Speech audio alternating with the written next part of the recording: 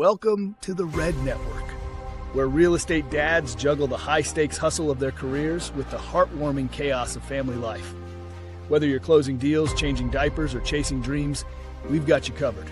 Join us for stories, strategies, and laughs as we navigate the perfect balance between hustle and home.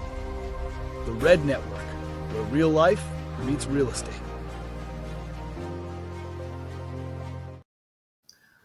All right. Welcome back to the R.E.D Network. I, of course, am your host, Jason Houk, and this is a show where we are going to dive into real estate and fatherhood, balancing hustle and home. Today, I'm excited to sit down with our special guest, Tim Houk, a powerhouse in the real estate industry and an incredible leader.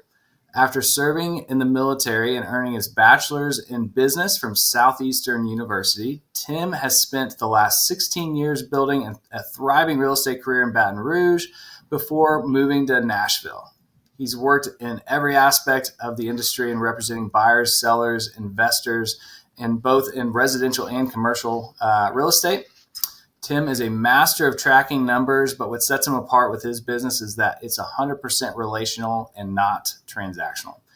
He has also served as an operating principal for Keller Williams, guiding and leading real estate professionals to success at a high level. Beyond his real estate success, Tim is a devoted husband to Taylor and a proud father to his three daughters, Tinley, Tori, and Tatum. When he's not leading a business, he is in the kitchen cooking, reading, and staying active. Today, we're diving into his journey of how he balances business and family and systems and mindset. Tim, welcome to the show.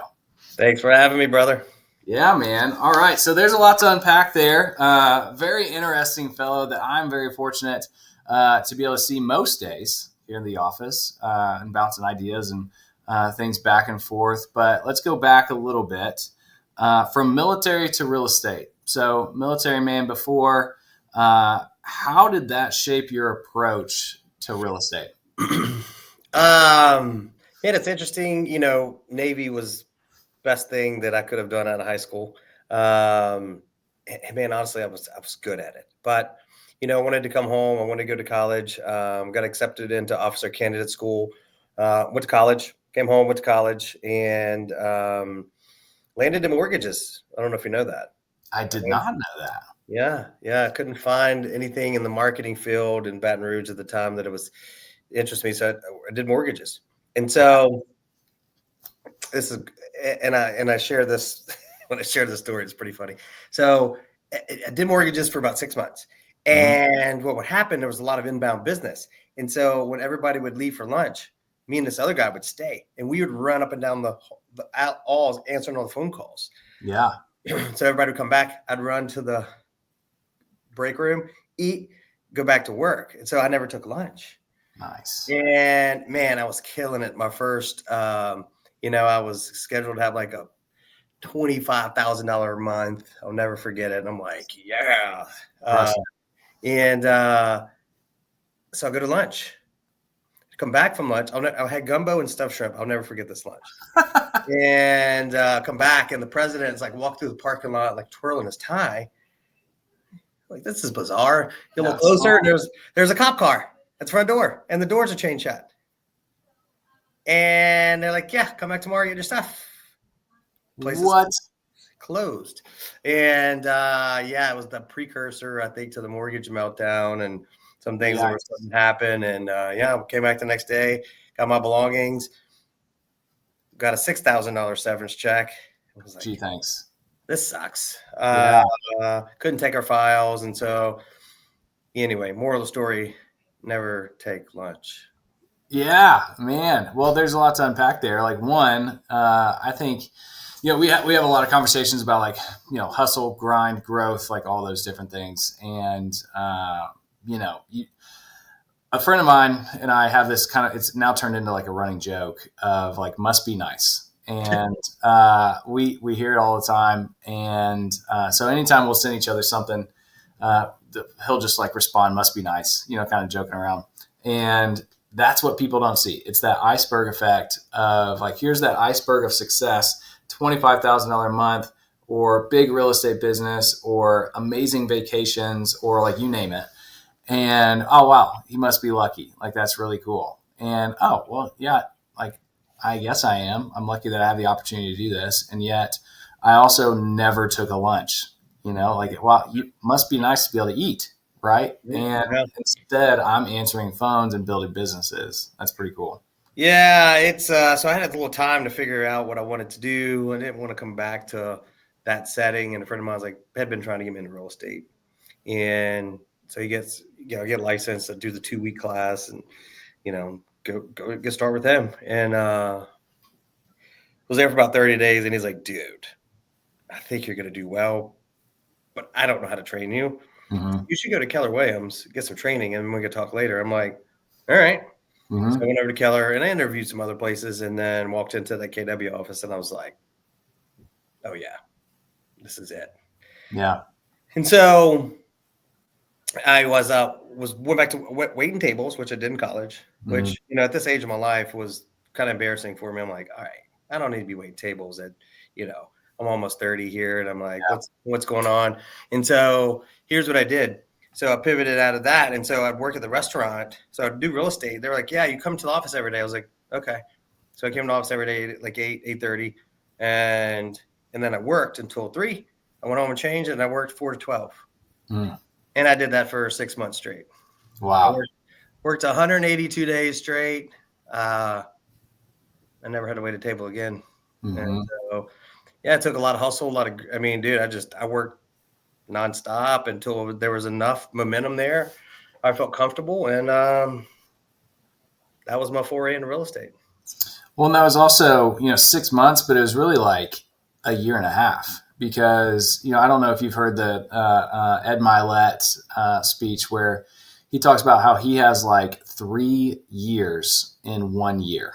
And it's because he starts his mornings off at this time to this time, and he gets basically his first job done during that time. And then from like 10 to 2 is job number 2, and then 2 to 6 is job number 3. And essentially he works 3 years in a matter of 1 year without working 24/7, 365. And that's essentially what you did for those 6 months. And you're able to have, almost 2 years worth of growth in a 6-month period. Now, obviously you don't want to do that for 10 years straight. That's no life to live, but to get to where you want to be, to where then you can you're on the right path. And all right, now let's build off this platform. Yeah, unfortunately for people that have come to work with me since, like I have a small tolerance for excuses when it comes to when you want something bad enough, you figure it out. Yep. And when you run into somebody who's willing to work 6 months straight without a day off, then you understand how bad when somebody wants something bad enough. And so, I taught myself that lesson, and but I don't. It's a struggle when I don't see it in others. But I've come to learn some grace through that. What do you think that is? That's something that I could probably talk for hours on. I think same mindset. If you want something bad enough, you'll figure it out. Also, I think a lot of people are afraid of putting themselves in a position to where they have no choice. And what do you think that is? Do you think that everybody has the ability to kind of get into that? If you want something bad enough, you'll figure it out. Or do you think that's just kind of a percentage of the population? I think it's a percentage of the population, but also think it's people haven't been forced into that scenario. I mean, parents worked a lot, I had a single mom growing up. Sometimes I just had to figure things out for myself. And so inadvertently, probably taught some that I didn't know what that was happening. I didn't know that I had that confidence. Yeah. And so, then you get backed into a corner. And when you figure out how to get yourself out of that corner, that instills confidence. And, you can do it again. Moving here was a big it's a big risk. Yeah, it was a big risk. And so, but I never doubted it one bit. It's just a function of time. Well, because you build up a callus to where the more times that you fail and it didn't end your life, then the less scary failure is. Because now your brain, instead of saying like, well, I've never really failed before, what if I do? What's that going to look like? Instead, it's, well, I failed a lot and like it's always kind of turned out better. So I'm not really afraid of doing that. Obviously, I prefer not to fail, but I'm not super afraid of that. And then also you build up that, like you said, that confidence comes from the experience of, okay, well, every single time I figured it out. And so far I'm undefeated, and let's just figure it out again. And there's been some sacrifice, especially now with being a father and husband. When it was just me, it didn't matter. And so I know that I could do it, yet I can't do it on the same terms. What would my life look like if I repeated what I did in 2000 and that whatever that year was? If I did that again and didn't see my family for 6 months, No bueno. I would do it in order for us to survive, but things wouldn't be pretty. Yeah. If you have to, we're willing to go to that realm again if we need to. But man, worked our tail off beforehand to not have to get to that point. So that's a pretty good segue to the next segment of, I always like to ask this question. This whole thing is about balancing hustle and home, highly productive fathers that are in the real estate industry and have done well in business, but also do very well at being a dad. How do you balance hustle and home? Man, I've had to get very clear on what matters the most. And I've had to accept that I'm just not going to get everything done in a day. And so I've done really good with, especially these last few years and post illness, which, I don't know if we're going to talk about or not, but you look at things from a 30,000 foot view. I'm like, okay, if I leave the house today and these 3 things happen, that's success. And then when I go home, if I read with my kid and have a little bit of one-on-one time with each child and have a conversation with my wife, if I hold her hand, those are small wins that I know I know if that happens, we're heading in the right direction. And of course, we're big in faith. And so that adds to the mix, making sure that I've guided my family in the right direction. Well, let's kind of touch on that. You not only have to balance hustle and home, but for a period of time, you had to balance health, hustle and home. And you can go kind of in depth as much as you'd like on that. But I know that was a big area of your life for a time period as well. What did that look like? It still is. Feels fresh, believe it or not. It's, so in March of 22, I was diagnosed with stage 4 cancer. And we're going to talk abbreviated here because I don't think your podcast will support all the insane. I mean, man, I've been so blessed through this journey. It's nuts. Honestly, it's nuts. I feel so blessed around it. But it was diagnosed with cancer, stage 4 cancer. And I had a botched surgery, which led me to MD Anderson. Yeah. Amazing hospital. And then it led me to Vanderbilt here in Nashville, which means we got married in Nashville. And the crazy part of this whole story is I put a house under contract the day after I found out I was sick in Nashville. Wow. I don't know if I knew that. Yeah. So I met this lady in August of 21 and, I met her with another real estate agent and she would randomly, I was like, man, I really feel like we connected. She had twins and she was wanting to sell her house. I was like, I really feel like we connected. And, the agent called me every now and then. They were like, yeah, Karen called and said she likes you. And I was just like, okay. He's like, I don't know what it meant. And I was like, man, I don't know. It's like, what does this mean? And I was like, man, I just kept thinking about it. And a friend of mine called me in February of 22 randomly on a Sunday and said, hey, Tim, man, I think I needed to call you today. I was like, okay. He said, I've just been praying a lot. I was like, okay. He said, God's talking and I don't think you're listening. And so I was like, okay. One of my groomsmen, I said, okay, well, I better start listening. So I started looking for signs. And unfortunately, right after that I had to get in a very nasty car wreck, crawled out of this mangled mess to figure out I had cancer. But I knew when I crawled out of that mess that was for a reason. And so I get diagnosed with cancer. She calls the next day and is like, hi, I'd like you to have my home. And I think that you and your girl is going to thrive here. Now, I never shared with her that I was sick. She had no idea. And I didn't want her to bear that burden. Instead, I said, okay, I'll buy it. Because I was taking this as a sign. Yeah.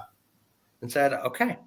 So I bought the house, put it on contract. And that was March. and then the botched surgery, which led me to MD Anderson, which led me to Vanderbilt. And I was like, wow, that just happened to else. And it also helped that it was a great deal. Yeah. In Brentwood, Tennessee, which you didn't get in March of 22. And so, and honestly, it's, there's a lot of God in there, and there was a lot of signs, and there was a lot of craziness. There's a lot of all kinds of crazy instances along that abbreviated journey that led me here. But I have all the faith in the world that we're where we're supposed to be. And I'm a better man because of it. And I'm proud to say I'm healthy today. Yeah, man, that's great, man. And obviously, if we had a 3-hour podcast, we could unpack a lot of those things. It's great. Man, it's nuts. Honestly, I love sharing it. I really do. I have probably a little. I worry that I share it too much. It's such a long story. I don't want to. I don't know that you can. I think everybody deals with something, whether it's their health, their circumstances, somebody else's health, somebody else's circumstances, and so I think often, especially in the business world, and if you're a high producer and building big businesses, you kind of put yourself on an island. And I think that's part of why I wanted to do this podcast was like we all put ourselves on this island that we're the only ones that are dealing with these problems. We're the only ones that are dealing with failure or how to handle success or family things or things like that. And so I think hearing from other people like us, like you, that has dealt with something like that, then it's like, oh wow, like this is actually really nice to hear. It's refreshing. And it's funny because what popped in my head when you said put on an island, I'm not the first person to go through something that crazy. Mm-hmm. And I love my story. I really do. I don't love it, but I embraced the story. And so I think how crazy it was while I was at Bitcoin conference. Yeah. I saw a guy in line who had the same scar. And I looked at him, I was like, were you sick? And he just said, no. And I was like, how'd you find it? He was leaving a pub in London. Okay. He apparently they were talking crypto, and he got mugged and robbed and stabbed outside this pub in London, and so it's crazy. Made it to a hospital. That's how they found his. Man. And so I got one, when I look at it in reference to my story, which is crazy, but how much more crazy is it? He got literally stabbed, and that's how that stabbing literally saved his life. No kidding. Jeez. I mean, you just never know. It helped me to share and open up and like have these kinds of conversations, and then even talk about it in settings like this really helps me kind of still process some of it. Mm-hmm. You carry some burden with that. Well, I think that kind of goes into the whole, the tagline of balancing hustle and home, right? Everybody's got different experiences. Everybody's got different, past and, trials, tribulations, different things like that. But going from military into grinding, into closed business, into new career, into family man, and then cancer, and then now today, and having to juggle not only a business in Nashville, but also a business in Baton Rouge. Yeah. Also being a good dad, being a good husband, being a good friend, being a good everything. I guess that it's a very general question, but like, how do you balance all of those things all at once and still succeed at all of them? Piggyback on what I said earlier, I've had to accept what I can't do. Mm-hmm. When you're a young man, you think you could do it all. Oh yeah. You have time to do it all. And then you start to get older and realize how fleeting time is, and then how much small things just don't matter as much. And so I get up early. What time do you get up? Between 4:30 and 5:15. Mm-hmm. You get up early. So it's my time. It's the only time. Man, look, I struggle sometimes if I don't get up early, I get no alone time in a day. Mm-hmm. And as a man, as a person, just as an individual, I need some alone time. Me time. Just to think and process, because especially real estate, man. I mean, people start calling early. Kids are we're getting kids out the door, and my girl's already having meltdowns about what they're wearing to school, and they're like, what? This starts at this age? Holy crap! And so I like to process, and it's like, I started writing these just I've been delving in gratitude for a long time. And then like my 3 wins and, the gap in the game, we talked about that book. Mm-hmm. And I don't know if you've not read that book. And, I'd been doing some semblance of that, but it's a more formal structure of just like, what are my wins for the day? Like, what did I got accomplished today? And then you give yourself a little bit of grace that you may not accomplish it today, but you still get a chance to accomplish it. Does this go on my calendar or does this even matter? Yeah. And so when you start to sort and rank things in times of importance, you just, I still have that hustle mindset. So I'm like, if I need to be at a kids event at 3, I get anxiety about it. I'm just going to be honest. Like, I'm like, dude, what? This is work day.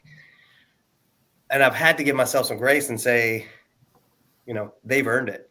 Yeah. I'm saying yes to more lead generation or follow-ups with clients. I'm saying no to my daughter.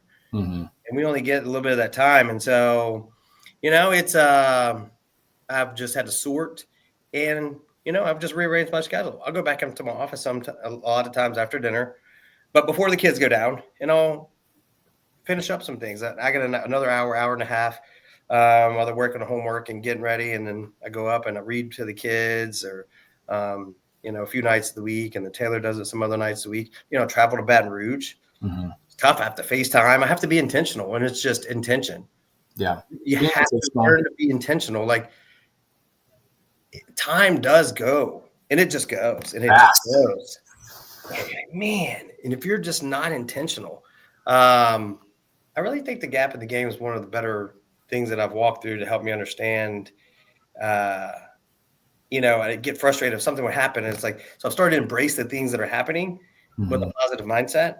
Yeah. And it really just kind of flipped my world around, and man, great things are just pouring into my life. And so, and I think, there's that old bold law, if you change the way that you look at things, the things that you look at change. And I think, the whole premise of the gap in the game is like, why do we get frustrated? Why do we get annoyed with certain circumstances where we're at, what we're doing? It's because we thought it was going to be different. So why are we annoyed in traffic? It's because I thought I was going to be at work at 8, and now I'm going to be at work at 8:20. And now that kind of derails my morning. And what does this look like? And now all of a sudden you build up this whole new narrative, and we're like offended by this new, morning that we have. And I think going back and looking at the positive of, okay, cool, I can't change anything. I don't have a helicopter. I can't beat this traffic and get to work on the same time that I thought I was going to get to. But I have a little extra time to listen to an audiobook. I've got a little extra time to do, whatever I need to do. Maybe I knock out a couple morning calls that I thought I was going to do at 8:30 that now I do at 8:00 because I've got that time in the car of like looking at it from a different lens and saying, okay, well, how can I make this a positive? And another book, I don't know if you've read this, we may have talked about this already, called Be Obsessed or Be Average. I've not read it now. Man, I read that a couple years ago whenever I was first getting into real estate, and it felt like he was like reading. I listened to the audiobook. So I say read books. I use the term read very loosely because I'm not a very good reader. I listen to a lot of audiobooks. And Grant Cardone, reading that version of his audiobook of Be Obsessed or Be Average, felt like he was reading my thoughts to me. And really the premise of that book is you can either be obsessed with work or you can be average at work. You need to be obsessed with your wife or you can be an average husband. You can be obsessed with your kids or you can be an average dad. And you can be obsessed or be average, but you can be obsessed with multiple things. And a lot of things that you do, a lot of things that I do, I think there's these correlations to I'm saying no to extra lead gen time because I'm obsessed with work whenever I'm supposed to be working. And I'm obsessed with my kids. And so now I'm going to crush that. Like I'm going to crush being a dad. I'm going to crush walking around the neighborhood. I'm going to crush conversations with my wife at dinner. I'm going to crush, time with friends. Like I'm going to be obsessed with being all these other things so that whenever I'm supposed to be doing those things, I'm all in. Man, that's a really good way to put it. I mean, those are just different buckets, right? And those are, you got different buckets, and I'm starting to read the 5 different types of wealth. But I mean, you have to focus on but you have to be aware of what those things are. Like, and and I think it takes some soul searching or writing down, and we have clarity. What are you doing for your physical health? What are you doing for your family? What are you doing for your spiritual health? What are you doing for your financial? And, coming from a structured military background, pivot on the gap of the gain, I'm so structured. I think it was overly structured. Mm-hmm. When I get to the gap in the gain, I'm like, I was getting frustrated with so much. Yeah. Man, I'd be kind of grouchy about it. Yeah. Like, no, it has to happen. This is this way and this way. And so learn to be a little more fluid, but like knowing I'm just not going to end my day until the most important things are done. Mm-hmm. And I honestly been blessed. I mean, my wife's been like, she's like, what's different with you? Mm-hmm. What's going on? In a good way. Yeah. And so like, it just makes me laugh. And it's just intention. Yeah. But it takes time. It takes practice, like anything else. You don't come out of the gate and just nail it. No, it takes reps. It's like anything else. I think that obviously your body full of muscles, the more reps you get with exercise, the healthier you're going to be. But the more reps that you get in your mind with certain things, whether it be adversity and handling those, the more reps that you get with hard conversations, the better you're going to be. But I know that was a thing for me as well, in that like I'm a control freak. If things start to feel like they're out of my control or not what I want, then I instantly grumpy. We're not where we're supposed to be. We're walking in the theme park. I'm hungry. I thought we were going to be over here. The kids are crying, like having to get some of those repetitions. And it really probably wasn't until like this last year where I'm like, this, it just doesn't matter. Like, it's fine. Like we're not at this point in the theme park that I thought we were going to be at, which means that we're not going to cover the entire thing, but like, it really just doesn't matter. Well, with respect to time, like if you're not early or late, Mm-hmm. I've had to back off on that, especially on the personal side of things. Yeah. Like, oh no, we got to be at the birthday party at 2:00. We need to be there 1:45. Let's get there. We get there at 2:00. We can actually leave a little bit early. Mm-hmm.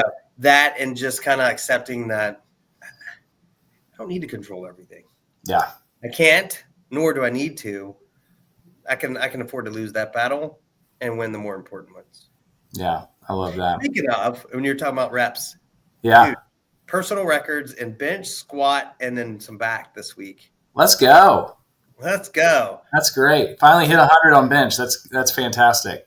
I know. Louisiana guys, we can barely read, and we're not so strong either. So, that's awesome. I'm up 30 pounds from post radiation. I was 167. Man. I'm hovering at 196, 197. That's awesome. I'm proud of that, man. Well, you should be. It's taking work. Mm-hmm. A lot of work. Which then that's again kind of balancing that hustle and home. And all right, well, there's how many people out there that are maybe hitting their financial goals and maybe even hitting their family goals, but they're not hitting their health goals. And it's this balance. And what are you willing to give up? And it may be that I'm willing to give up sleeping in until 7 a.m., right? Maybe I have to start waking up at 4:30 or 5. Some of the most successful people that I know, they wake up at 4:30 or 5 in the morning. And like, I'll be texting people, which is wild. I'll be texting people at like 5:05 and we're having like daily conversations. Because then like in the real estate world, that from like 5 to like 7 is really the only time that's like acceptable for you to not reply back instantly to clients or other agents. And so like having that me time, like you said, but then, having that kind of a discipline of carving out your mornings. And maybe it is going to bed a little bit earlier. Maybe it's not having that, drink at night. Maybe it's like you're having to give up something so that you can have something else. Yeah, man, when you're in that plane, it's just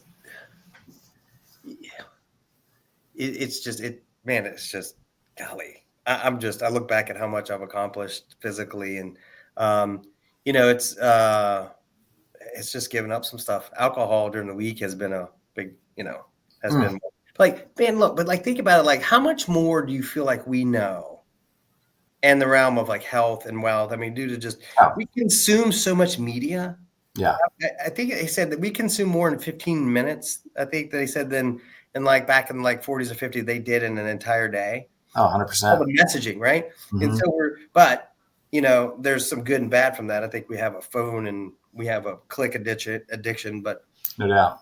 But you see this guy, like the Brian Johnson guy, everybody thinks is so strange. The guy's like trying to live till like forever. Yeah. But you know what? There's things this guy's doing that's pushing the boundaries, that's opening the doors for conversations about longevity Mm-hmm. and dialogue about what diet is doing to our body and alcohol is doing to our body and, supplements and like quality of food. So we're having better overall conversations, and it's more relevant Mm-hmm. when you start to get a taste of mortality and age. Man, if I'd have been this dialed in at 25, 30, so I'm pretty excited for the people that are younger that are starting to pick some of this stuff up to kind of see, what people can start to accomplish across all spectrums. Just the amount of information that's out there. Like it was always in books before, but it's so much. You got to Right. do it. No. Well, and also I was talking to my parents with this about this recently of, some of the things that we do, it's just, they didn't have the opportunity then. There's no way for you to consume that amount of information back then. And there was just no way to even know. And so, I mean, I hear this, like, how did you get so smart kind of conversation. It's like, well, it's just there. It's the opportunity is there. And all this information is out there and it's so easy to consume. And then what is that going to look like for our kids? And like, I look at Katie and Carter, and it's going to be a challenge at some point because they're going to be smarter than I am. And that's going to really suck. And I think just kind of preparing yourself with like, hey, this is inevitable. This is going to happen. Hopefully, I'm continuing to raise that bar, but they're going to catch up to the bar just because the world that they're growing up into, that's all they know. Carter could probably operate a cell phone or an iPad as well or better than I can. And, with AI being all they've ever known, imagine how well they're going to be able to use that. And so not only do we have every piece of information in the entire world at our fingertips and, on our social media or on Google or wherever, but also now you can take all that information, you can put it into AI and say, break this down into 3 main points and put together a plan. And now give me a 100-day challenge based off this plan to where I could do this thing every single day and this is going to happen. Like it's pretty crazy. It is crazy. And, I think back to like the conversations just happened, like the things that they're picking up. I'm like, you talk about diet and you talk about, all these, I know because of conversations together. So your kids are picking up on some of this, whether they realize it or not. They're probably still resisting it, but they're around it and they're hearing it. I grew up eating Twinkies and bologna sandwiches. Yeah. You know what I'm saying? Like my kids are not having that. Yeah. Not that I completely deprive them, but overall we're having better conversations about health and about what's important. And, and it's, if I, cause I literally thought I was going to die. And, and it's like, what's important that my kids pick up from me, and it's like, I want them to be forever learners, and I want them to read a lot. I want them to be objectively listen. And they could be anything they want to be in life. But I think if you have manners and you nail those things, and man, I want to make a big impact on my family and others at this point, so. Well, you're already doing that. And a couple episodes ago, I had a conversation and a phrase came up that I now use all the time. And it's that kids pick up on more. The phrase was more is caught than taught. And, you can teach them, you can tell them, you can, all these different things. But really, they're just going to catch what you're doing. They're going to catch what you're saying. They're going to catch how you treat people. And what's interesting is I watch them now, and, they're 10 and 8, so they're getting a little bit older and they're a little bit more independent. And it's, their personalities are becoming more refined on who they are as human beings. And, you watch them order chicken fingers at a restaurant. And, they order like I order or like Sammy orders, like it sounds very similar. And whenever somebody asks them a question, they answer the question very similar to the way that I would answer the question or the way that Sammy would answer the question. And it's not because we have specifically sat them down and said, here's how you order or here's how you answer these questions. It's just they pick up on how you eat. They pick up on how you exercise. They pick up on how you schedule your day. They pick up on how you treat other people, even if it doesn't benefit you. If it's just a simple interaction, they pick up on all sorts of different things. And I think that's a big reason why it's so important to balance these two worlds is if you're just crushing it professionally and you're making a boatload of money, but you're not able to be there as a parent, then they're not going to pick up on those things. No, I know. And it's, my mom worked a lot and wasn't, had to do what she had to do, and so it's like I feel blessed that have the structure to be able to be there for the kids. And, I think we learn a lot from our parents Mm-hmm. what to do, but we also learn a lot of like what we're not going to do. Yeah. Not knocking it, but there's just a way that I grew up that I don't want my children growing up. Yeah. And that's okay. Society's different. And, I want to make sure they're getting the right things and I want to set them up for success, man. That's so important to me. When you're already doing it, I think you're right. You have like those things that you're like, man, I'm definitely doing that. Like my mom did this, and I know like from my dad, like there's things that he's like, man, I just wish that I could have done this whenever you guys were kids. Like I get to go home and play with the kids so much more than he was able to do with us. He worked construction, did drywall for 30 years, and we lived on a farm. So he would go work for 10, 12 hours and then come home and work his second job, which was, cows, chickens, goats, sheep, all that stuff.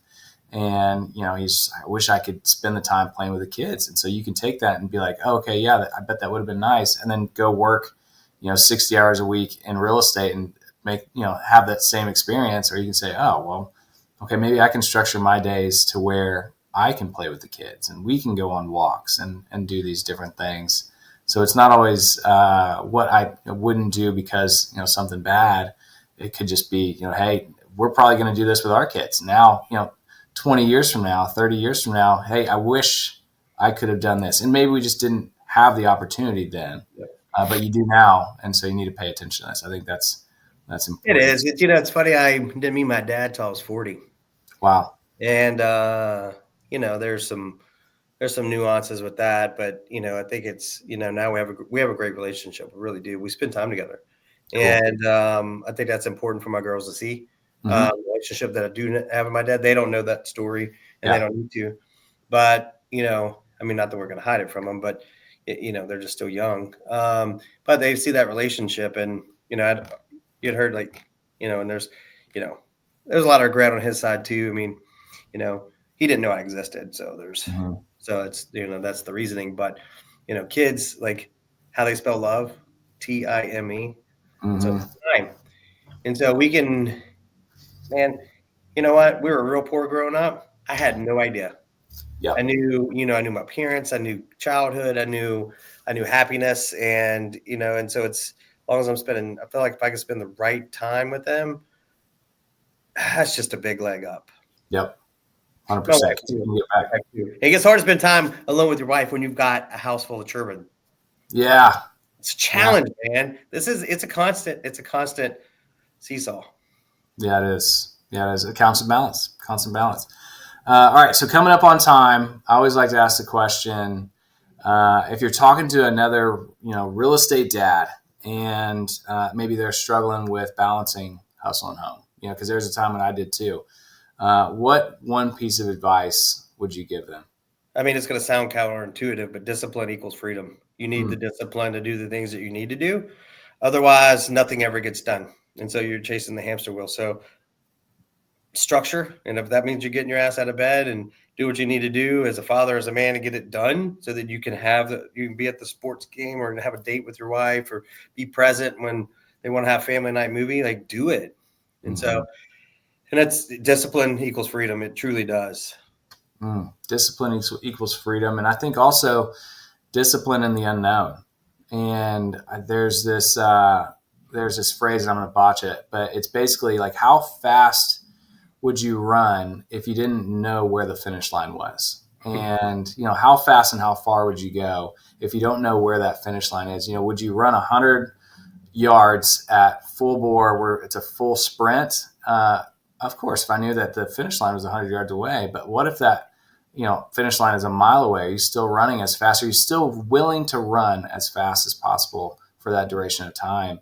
And I think in that balance, like, hey, you got to kind of cut your teeth and pay your dues and build that foundation, right? I remember my first full year in real estate, just coming home to tell Sammy, we were broke at the time and there was no end in sight. And I just remember coming home and saying, hey, this year is going to suck. This is going to be a tough year. We're still going to be broke. I'm going to work 100 hours a week. We're still not going to have any money.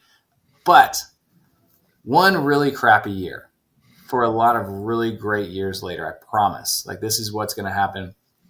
And I had no reason to know that was going to be a fact other than like, I'm not going to stop working until that happens. And so having that discipline to eventually be able to do what you want to do when you want to do it with who you want to do it with, but also the discipline and knowing like, I don't know how long this is going to last, but I'm going to do it.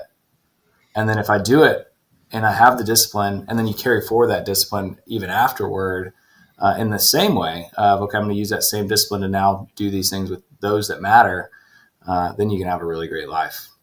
Well, you're right. We never know what the finish line is. And it's like we think we keep earning a right to the next thing. Like, oh, we don't have to do this anymore. And the reality is that's just not true. No, it's just not true. Awesome. Well, Tim, this has been an amazing episode. Thank you for sharing all the things that you did and being very vulnerable and open. Is there anything that I should have asked that I did not? Oh, man. Why is LSU so awesome? Left that one off the script. One thing honestly, I think you asked the question, what I'd recommend for like a father or husband. Mm-hmm. But there's a whole batch of new real estate agents out there and seasoned real estate agents who I think have really picked up some bad habits during COVID. I'm real set on changing people's lives right now, mm-hmm. and outside of my own, and it's taken continuous effort and learning and growth. But for people that are starting real estate or want to restart or just want to hit the reset button, I'd like to share that you need to go to work. Gotta go to work. Man, listen, there's so much that can be shared from coming into the office setting. Mm-hmm. I mean, look, I'm only on this podcast because I come to the office every day and I bugged you enough to get on it. But, there's opportunities that happen. There's a mindset shift that happens. You're a professional. We have a low barrier to entry. People spend years and hundreds of thousands of dollars in education for careers that don't have the right to earn as much as we do. Mm-hmm. Honestly, I think it's kind of BS that people don't come to work and treat it like the profession that it is. We can make a lot of money and impact people's lives. Take it serious. Mm-hmm. It's not a side hustle. Yeah. Not a side. It can be. And that's all right. But people need to treat this seriously. Mm-hmm. They really do. I want to level up the profession. I want to level up professionals. I want to level up people around me. That's one big thing that's on my mind right now. And, if people did it, I think this industry would look a lot different. I think so too. And I think we're going to see a little bit of a level up. And I hope so. So 25, let's thrive. Let's go. I love it. Awesome. Well, that's all we got for today. Appreciate you sharing how you balance hustle and home. And this is just another episode of the Real Estate Dads, and stay tuned for the next. Salute. See ya.